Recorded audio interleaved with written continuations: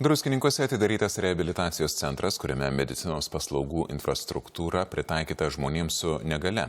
Vienas aukštas skirtas specialiųjų poreikių turintiems asmenims. Į projektą investuota apie 10 milijonų eurų. Čia vienu metu galės gydytis ir sveikti 177 žmonės.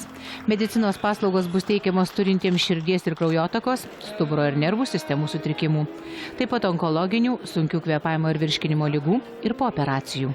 Didžioji dalis kambarių, palatomis nesinori jas vadinti, yra pritaikyti žmonėms su judėjimo sutrikimais.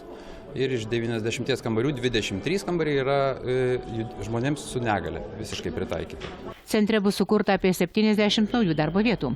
Per 3 metus planuojama sulaukti apie 500 klientų ne tik iš Lietuvos, bet ir užsienio.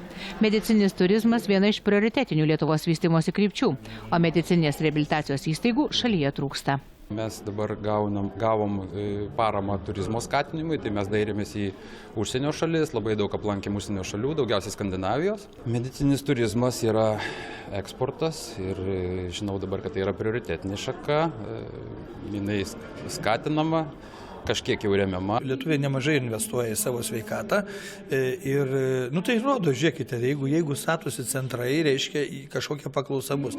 Be abejo, visi diskutuoja, kad apie tą turizmą, kaip mes kalbėjome medicinį, bet į jį daugiau gal nukreipta. Bet jeigu jau marketingas kažkoks tai eina, statant tą centrą vis tiek galvojame ir apie lietuvius. Į šį naują reabilitacijos centrą investuota apie 10 milijonų eurų, daugiau nei 2 milijonai ES parama.